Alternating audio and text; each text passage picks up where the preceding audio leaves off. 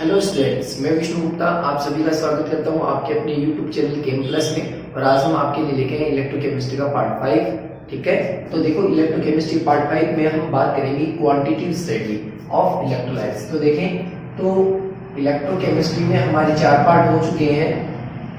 ठीक है, उन 4 पार्ट्स में टाइप्स ऑफ इलेक्ट्रोड, हमने इलेक्ट्रोड कितने प्रकार की होती है, क्वालिटेटिव स्टडी मतलब कौन सी इलेक्ट्रोड पे कौन सी अपने को क्या प्राप्त होने वाला है, वो हमने चीजें पढ़ ली है।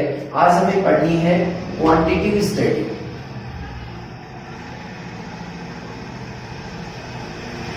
Study of electrolytes.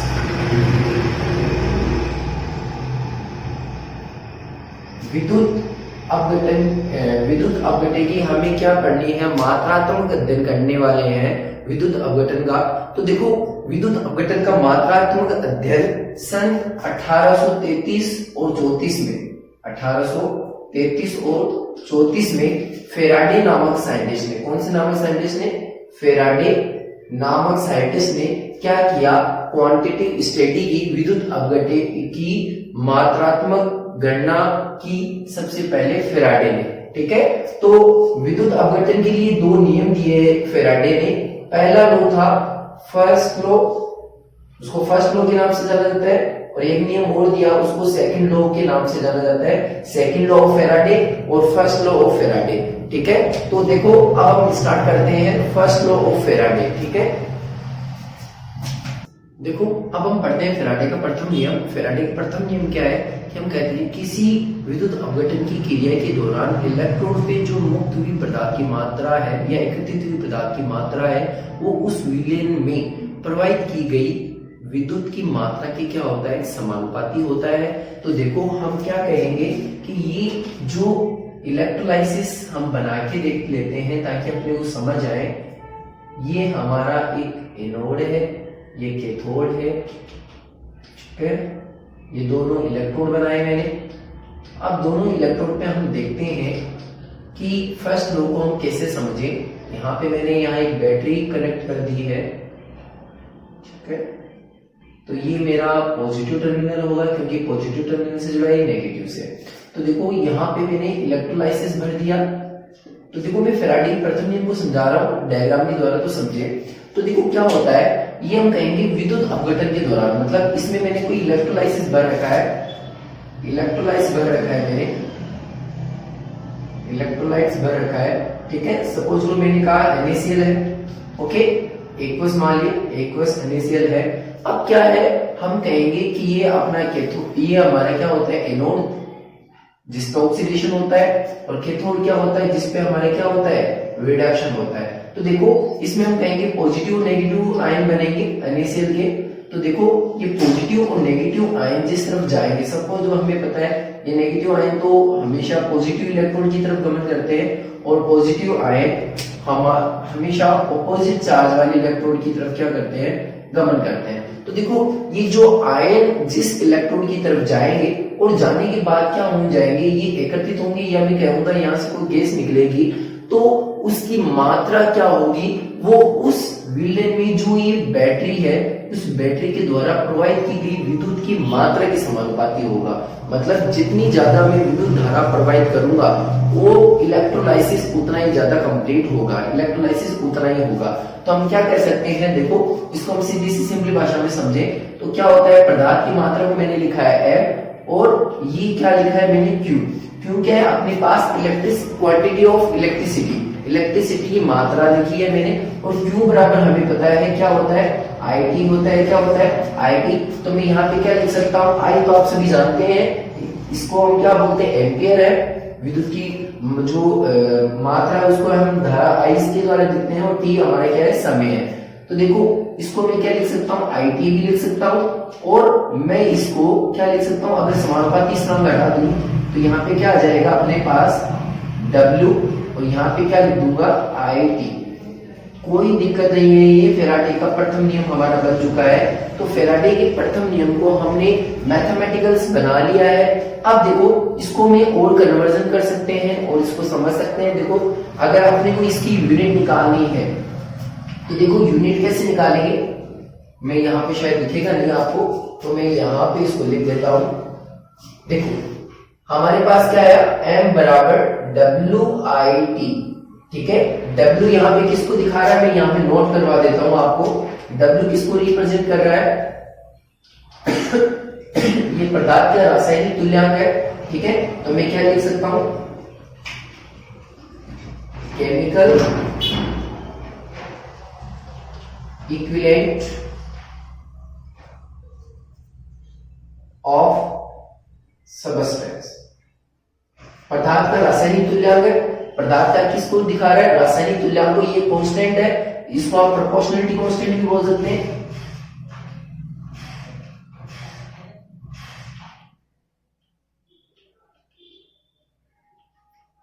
Proportionality constant भी बोल सकते हैं इसको, ठीक है। समानुपाती स्थिरांक आई आपको पता ही है, आई को मैं लिख देता हूं। आई किसको दिखा रहा है, विद्युत की धारा को,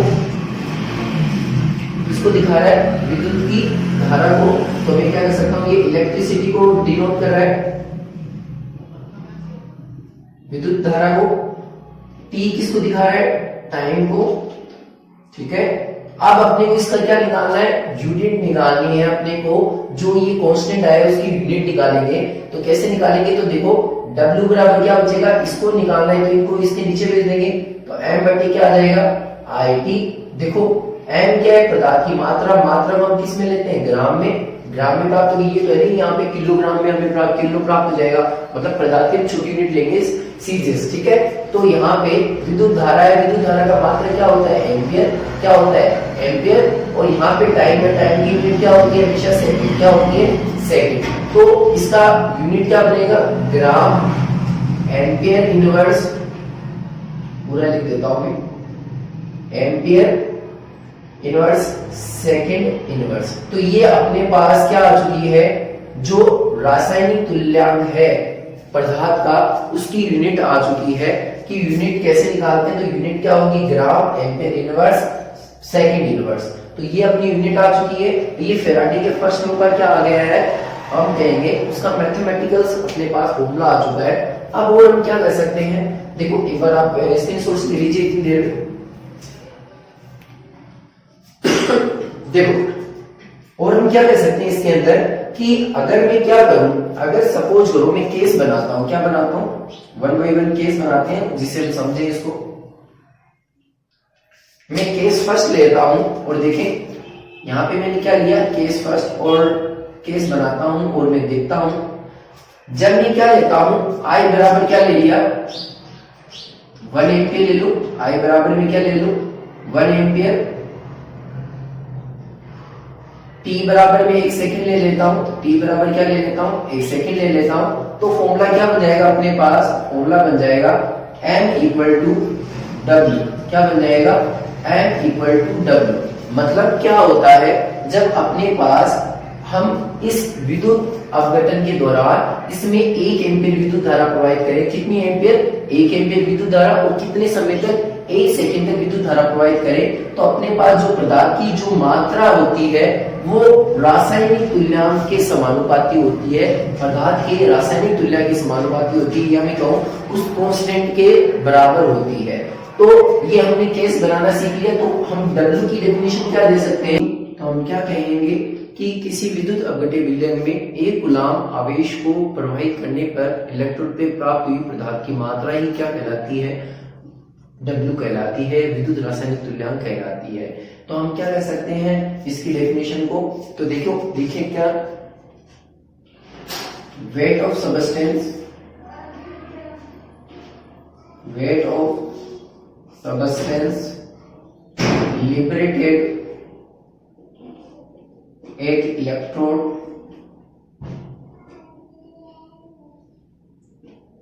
when electrode pass out 1 coulomb electricity।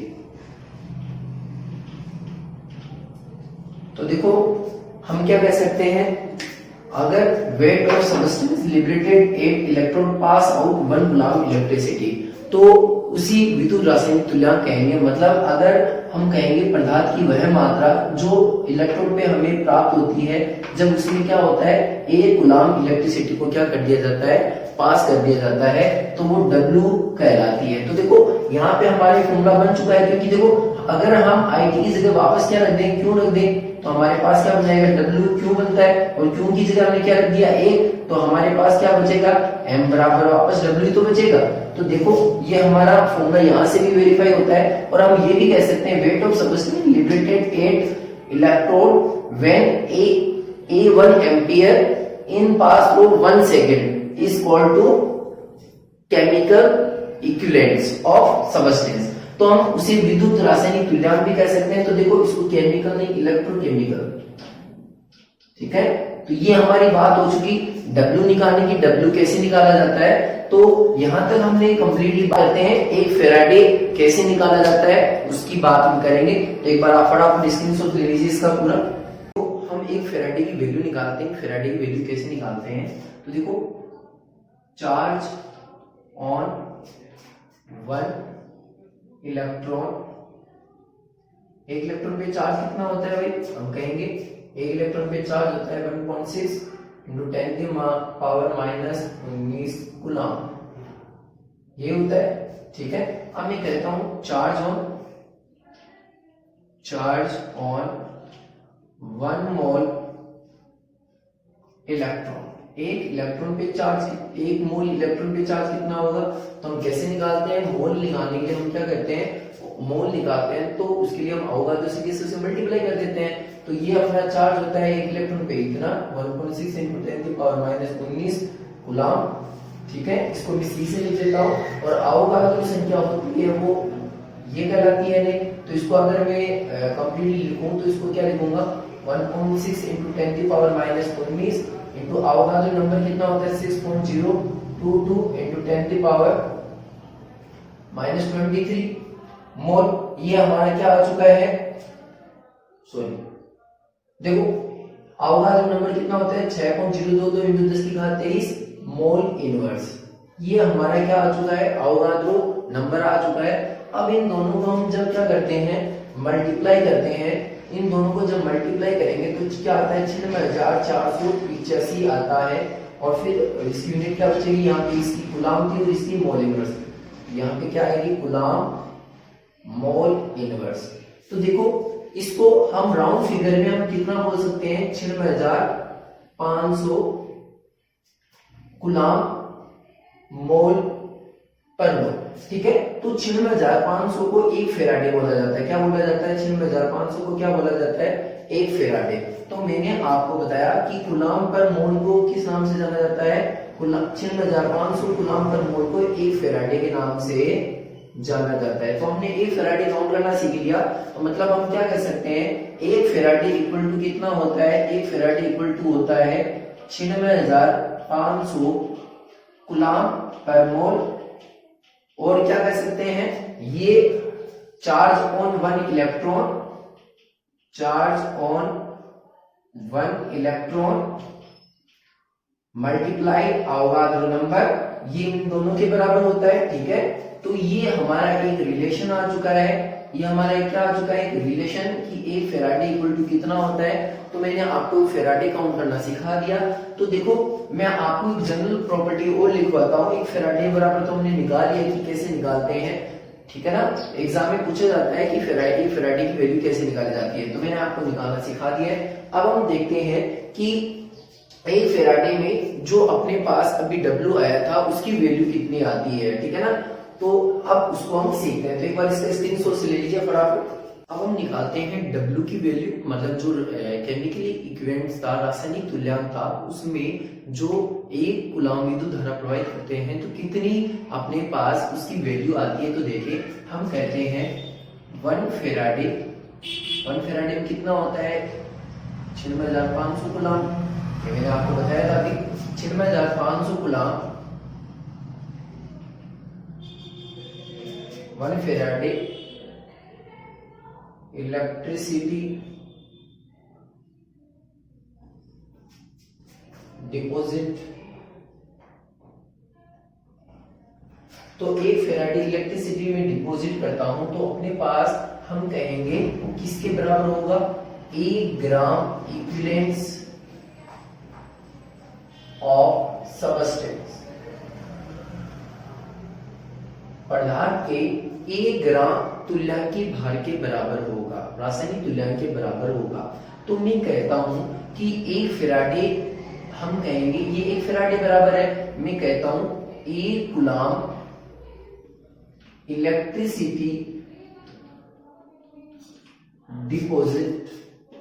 अगर मैं एक विद्युत अपघटन में 1 कूलम विद्युत धारा डालता हूं तो क्या आएगा, 1 ग्राम इक्विवेलेंस को हम क्या लिख सकते हैं, ग्राम इक्विवेलेंस ऑफ सबस्टेंस को, इक्विवेलेंट को हम बोलते हैं तुल्यांक की बार, तो ये हो जाएगा पदार्थ का रासायनिक तुल्यांक, ग्राम इक्विवेलेंट मास पदार्थ का रासायनिक तुल्यांक। 1 कूलम का पूछा है तो 1 फैराडे में कितना होता है, 96,500, तो 96,500 कहां आ जाएगा, नीचे कहां जाएगा, क्योंकि यहाँ पे 1 फैराडे में इतना था, तो 1 फैराडे मतलब इसको मैं शॉर्टकट में ग्राम इक्विवेलेंट मास इक्वल कह सकता हूँ, ठीक है। तो 1 कूलम का पूछा है तो 96,500 कहां आ गए, नीचे, और ये पदार्थ की मात्रा होती है वो ग्राम पे होती है। तो देखो अपने पास जेड की वैल्यू आ चुकी है, जेड की वैल्यू कितनी आई है, ग्राम इक्विवेलेंट मास अपॉन 96,500 ग्राम, ठीक है। ये हमारे पास जेड की वैल्यू आ चुकी है, जेड मतलब सॉरी आपके यहाँ W यूज किया गया है, रेफरेंस बुक में जेड लिया गया है, ठीक है। तो ये हमारे यहाँ पे W जो कांस्टेंट था, प्रोपोर्शनलिटी कांस्टेंट, रासायनिक तुल्यांक की वैल्यू आ चुकी है। अब हम कहते हैं कि अपना जो पहला फॉर्मूला था, पहला फॉर्मूला क्या लिखा था हमने ये लिखा था M डायरेक्टली प्रोपोर्शनल, क्या लिखा था हमने, Q लिखा था, फिर M बराबर हमने क्या लिखा था, हमने M बराबर लिखा था W, Q लिख दो, या मैं और फॉर्मूला क्या बना सकता हूं, M इक्वल टू मैंने क्या लिखा था, WID लिखा था।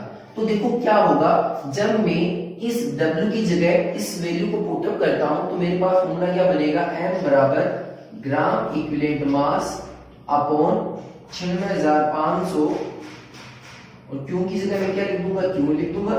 एक फॉर्मूला तो ये बन गया अपने पास, और अगर इस फॉर्मूले का यूज करता हूं, इस फॉर्मूले का यूज करता हूं तो M बराबर W की जगह मैं क्या लिखूंगा, ग्राम इक्विवेलेंट मास मतलब पदार्थ का रासायनिक तुल्यांक बटे 96,500, और यहाँ पे IT की जगह IT लिख देंगे। ये हमारे पास फॉर्मूला आ चुका है, ठीक है। तो आप फटाफट स्क्रीनशॉट से ले लीजिए।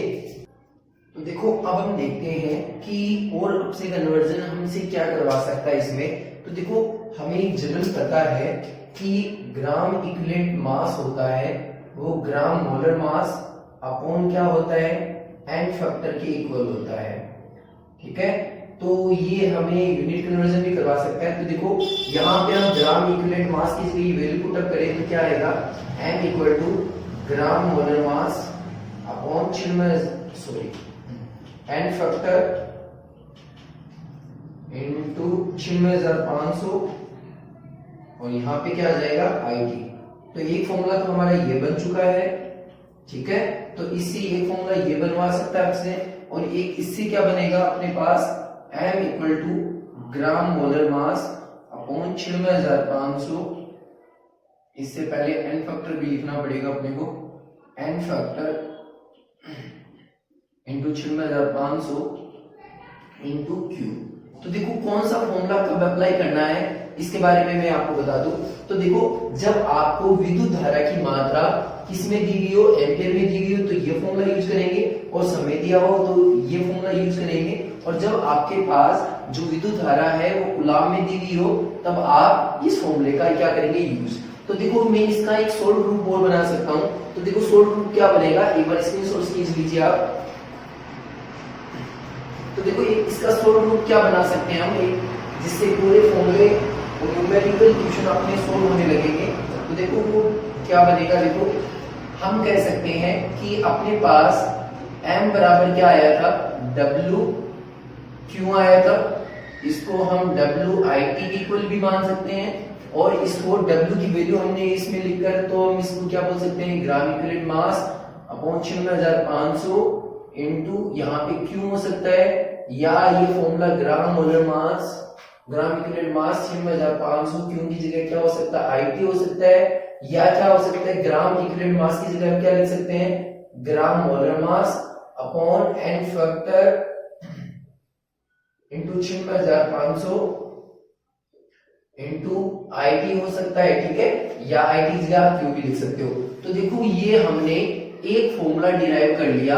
आपको W की वैल्यू M निकालना हो, आपको पदार्थ की मात्रा निकालनी है, तो आपके पास जो भी आपको वैल्यू दी हुई हो उस वैल्यू के अनुसार निकाल सकते हैं। अगर ग्राम इक्विवेलेंट मास में निकालनी है तो ग्राम इक्विवेलेंट मास के लिए भी हम वैल्यू निकाल सकते हैं। अगर आपके पास मोलर मास दिया हो तो मोलर मास से भी निकाल सकते हैं। अब बात करेंगे सर एन फैक्टर क्या होता है। तो देखो एन फैक्टर हम अगले वीडियो के अंदर आपको एन फैक्टर कैलकुलेट करना सिखाऊंगा कि एन फैक्टर कैसे कैलकुलेट किया जाता है, ठीक है। और जिसके बाद आपकी जितने भी न्यूमेरिकल क्वेश्चन है वो सोल्व होने लगेंगे, तो आप एकदम जनरलाइज करने के लिए आप फैराडे का फर्स्ट लॉ है वो एकदम कंप्लीटली तैयार कर लीजिए। फिर हम अगले नेक्स्ट वीडियो में हम एन फैक्टर कैलकुलेट करना सीखेंगे। Thank you so much.